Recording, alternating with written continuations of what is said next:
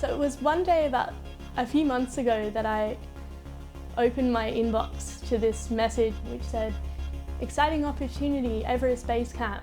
And I remember clicking on it and feeling a great level of distance between me and that experience. And within the span of about 30 seconds, having that moment of, hang on, this is something I can do just as easily as anybody else. My name's Mim Napoli. I'm from Melbourne and I'm studying at Melbourne University. I'm in the second year of an arts degree. And I think, especially since starting university, I've been waiting for some kind of adventure that brings together all my passions for writing and illustration and solving this climate change puzzle. Well, it's been one of those pipe dreams to go to Nepal, at least stand close to Mount Everest. But to see the largest mountain in the world is, at the moment, that's an image in my head, and I just want to make it a reality. My name's Sam Hayward. I'm 30 and I come from Melbourne, Victoria. I'm an industrial designer by trade, and that's basically a fancy word for somebody who likes to make ideas happen. The Australian Youth Climate Coalition is a group of more than 100,000 young people from all around the country, and it's young people who are taking action on climate change in their communities. So I'm Lucy, I'm 26, I'm one of the co-directors of the AYCC. And my name's Kirsty, I'm also 26 and the other co-director of the AYCC. The Australian Youth Climate Coalition started back in 2006, and we were started with the idea that young people need a voice on climate change. This February, 15 young Australians are travelling over to Nepal, and over 2 weeks they'll climb to Everest Base Camp. Climate for Climate is a really important project to us, and it's about young people in Australia being able to witness firsthand the impacts of climate change. I've never been to any hike like that before. I'm Katrina Tay. I'm 23 years old and I'm originally from Alice Springs and moved to Sydney 5 years ago. So I've been preparing by going for jogs around the streets, nothing too strenuous. And then every now and then I drag my flatmates and a few friends along to do a hike through the New South Wales bushland somewhere. We're going to have the climate guide there to tell us the effects of climate change, and that's going to be something that I haven't experienced before, being able to see actual effects, because I guess in Australia we don't see the impact of it as such. I don't think it's as bad as you think trying to raise $4,000, as long as you chunk it down into smaller bite-sized things. So you do a small little fundraiser where you have a drinks night at your own place, or you have a trivia night where 50 people come along. So all these small little events that you run along the journey help to add up to that sort of $4,000 in the end. When you're training to get yourself in, I guess, a physical shape that you haven't been in before, cycling to work and making as much physical exertion happen as I can during my days. And also it's been a lot of running. It's a matter of legacy. You want to leave the planet in a better shape than when you came to it. Or at least that's my case anyway. I think that whatever I'm doing should be towards making the world a better place.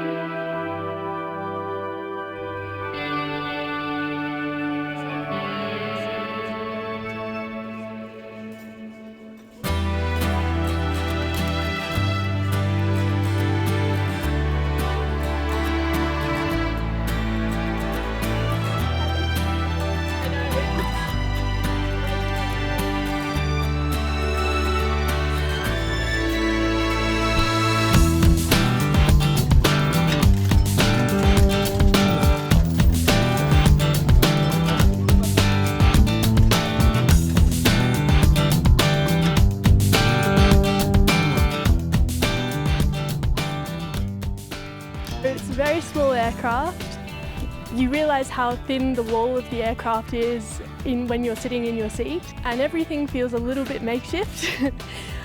But nonetheless, I felt safer than I thought I would feel.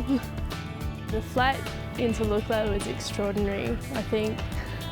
Looking out the plane window and just realising how small we are as human beings in the face of all these mountains, and the views were just out of this world.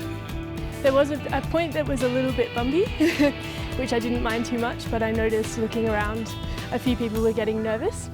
It was quite humorous when the flight attendant was asking us, fasten your seatbelts, and my seatbelt didn't really do up very tight.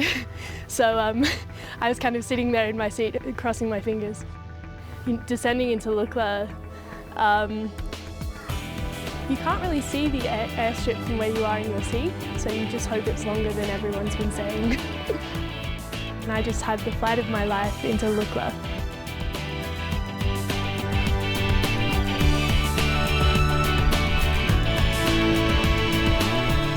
The Nepalese, they have a reference to anything that isn't a mountain as being flat, and that's not really the case.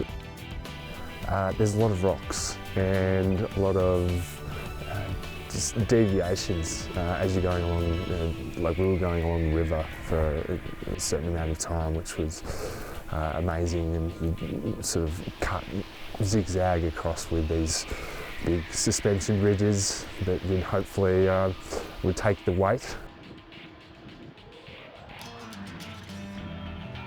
It was definitely amazing looking back down through the valley that you just wandered along and sort of, seeing your progress. That was a slow burn, and thankfully we were able to stop at a little location to get our first glimpse of Everest, which is, I think that spurred everybody on. We've just made it to Namche Bazaar, which is 3,400 metres above sea level, situated in the Himalayas. It's awesome.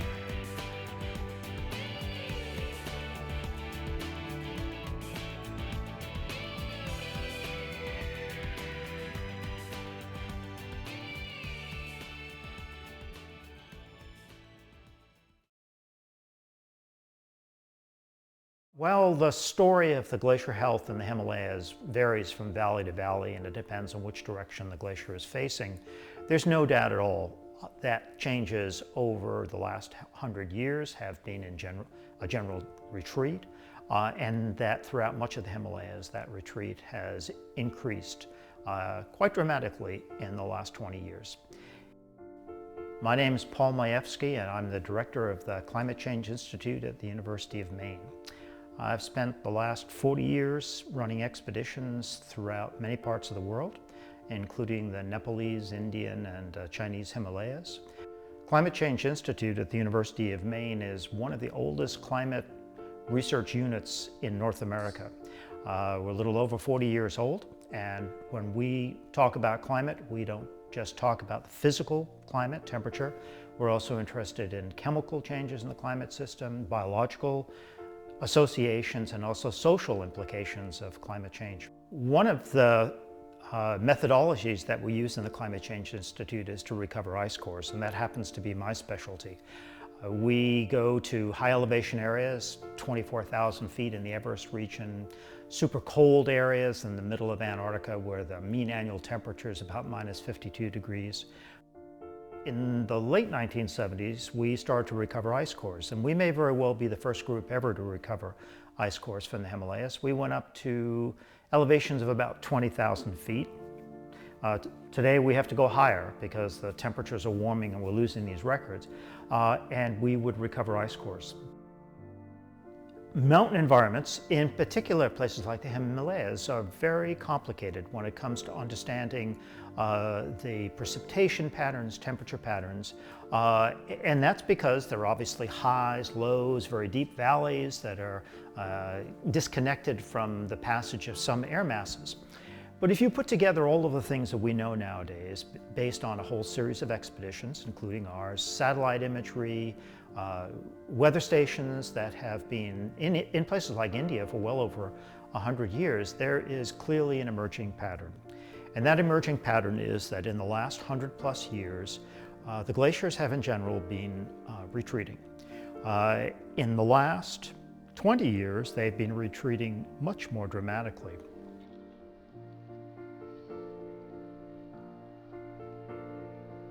In the Himalayas, the temperature rise in the last few decades has probably been on the order of about 1 degree centigrade. Some places a little bit less. The expectation is that that will clearly increase, without a doubt. By 2100, all of the predictions suggest at least 2, 3, possibly 4 degree centigrade rise. In places where glaciers exist, like the Himalayas, the effects are going to be even bigger because obviously along the edge of a glacier, the temperature is very, very close to the freezing temperature, and that's where you see the biggest changes.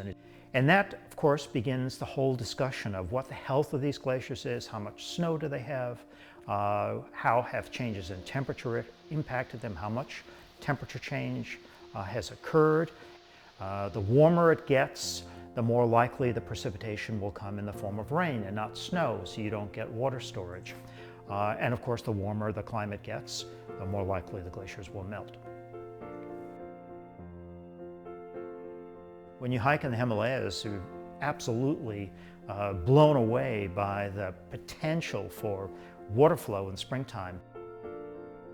There are string bridges which cross the valleys, and they're up fairly high for a variety of reasons, but one of the reasons that the string bridges are so high is that on occasion boulders bounce out of the river beds, and these boulders can be very, very large, hit the string bridges and knock them out. And this is the only mechanism by which people can cross those streams and get from one side of the valley to the other. A very significant percentage of the world's population gets its fresh water from Himalayan glaciers. The likelihood is that runoff will be extremely strong over the next few decades, providing great challenges to people as these glaciers begin to melt more and more.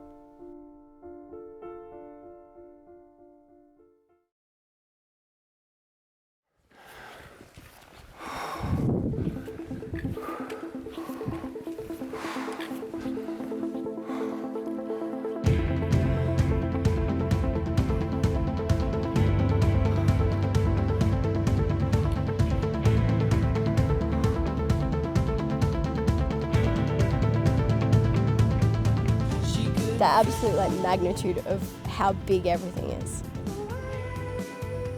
When we started walking actually in the valley, and there was mountains, snow-capped mountains on either side.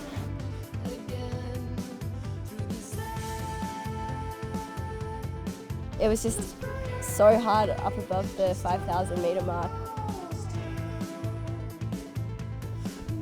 You were huffing up 2 steps and you were puffing.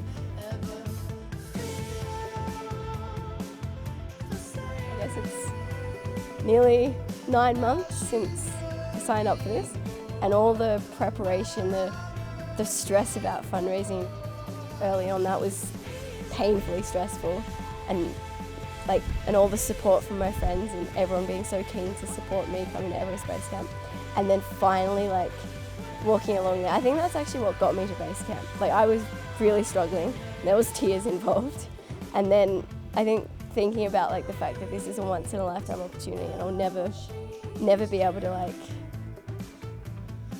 fundraise for the AYCC again in such a way, and everyone's been so supportive about everything, that I was I'm going to get to base camp. I'm going to do it for everyone that supported me and given me some money, and so I can tell them that, yeah, I got there. We were walking on a glacier, and when you look down you could see the ice below all the rocks. We were walking off the cliff and then down into the base camp. That was incredible, amazing.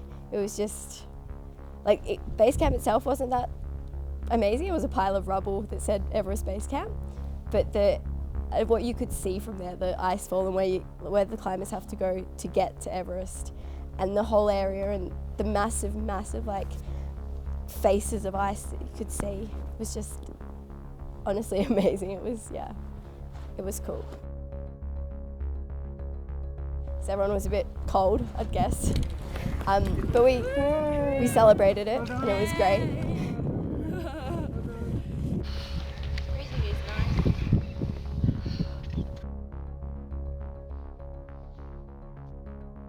I'm Kat Tate and I've just made it to Everest Base Camp.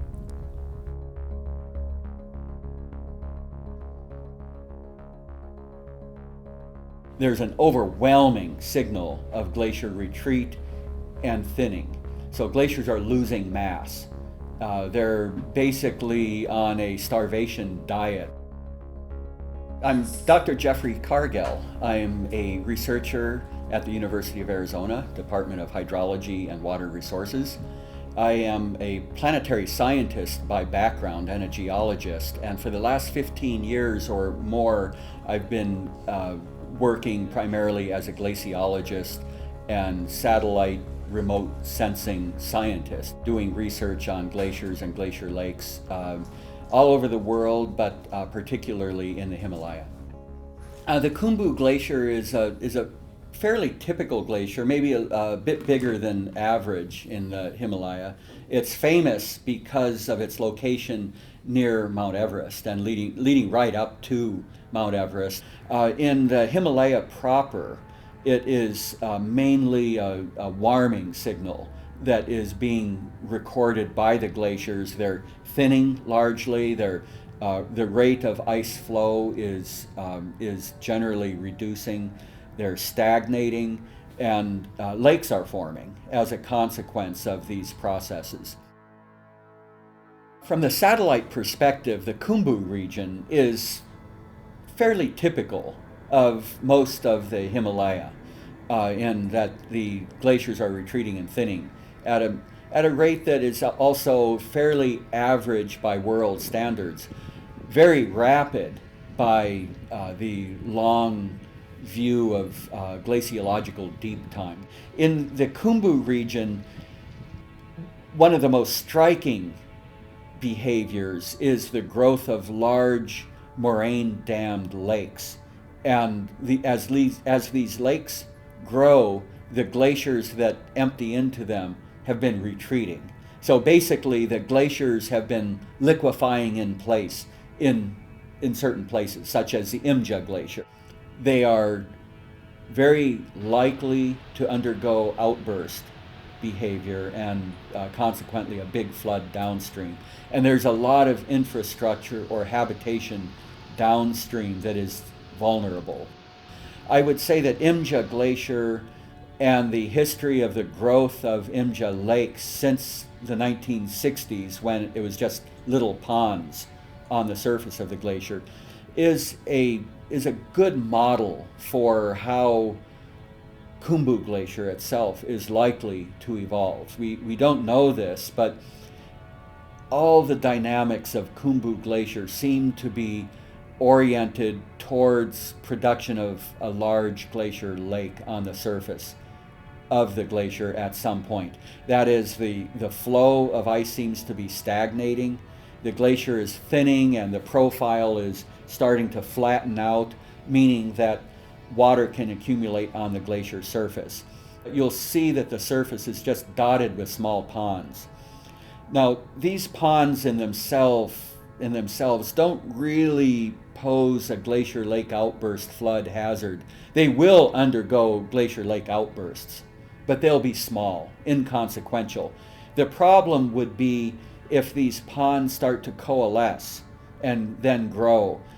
They likely would then reach a runaway point where the amount of incoming sunlight heating the lake water so overwhelms the glacier and melts more ice that there's no stopping it. It doesn't happen overnight, it doesn't happen in 1 year or 3 years, but in the 10 to 20 to 30 year time frame, this process of lake growth is apt to take place at Khumbu Glacier.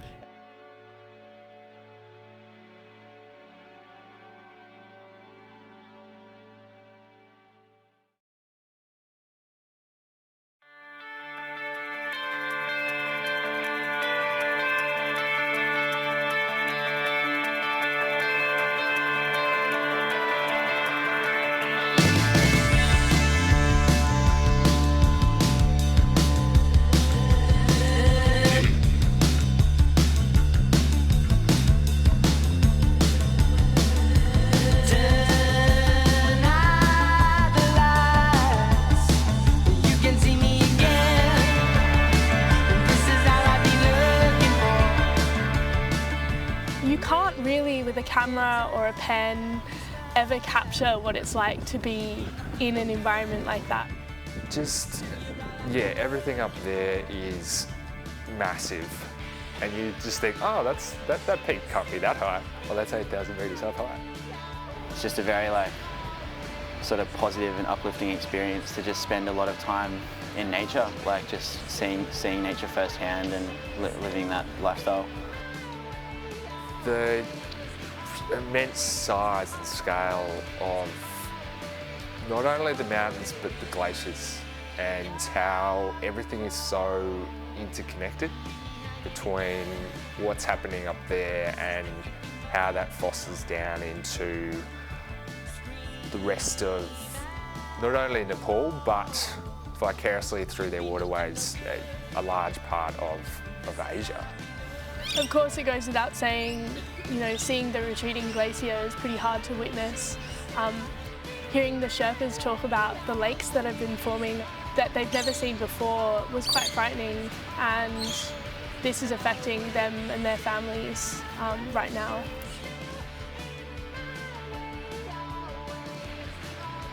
The people are innocent to the effects, like they have had nothing to do with the effects of climate change. And they're the people, like they're among the people in the world whose livelihoods are going to be affected the most by the changes because they live such simple subsistence lifestyles. A lot of times they're just dealing with the side effects of somebody else playing their card, the coal card or the massive factory card. It's definitely how these other countries that are around that region act. It has a massive effect on what happens in Nepal. Seeing what people in Nepal are capable of themselves in solving this was pretty heartening. And I think education probably stood out for me as the biggest need in Nepal, particularly in the mountains.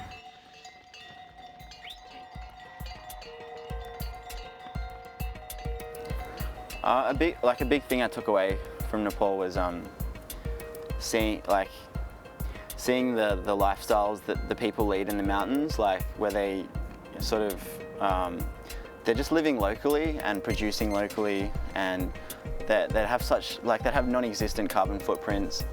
Like there's so much we can take from the way they're living their lives. I definitely want to start with myself. I think having your own personal example as something that people can look to, as something that's relatable, is definitely key. And I'd like to just have a better understanding of my own carbon footprint. So then once you have that data, you can start to push the message out to other people. You can go, well, I've been through this, I've gone over to the Himalayas, I've found out all this information, and it's impacted my life in this way.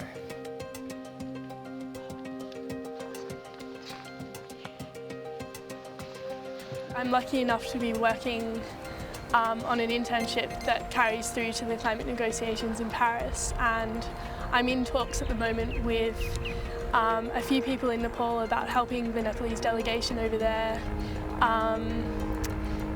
Yeah, so I hope in some ways I can be of help there.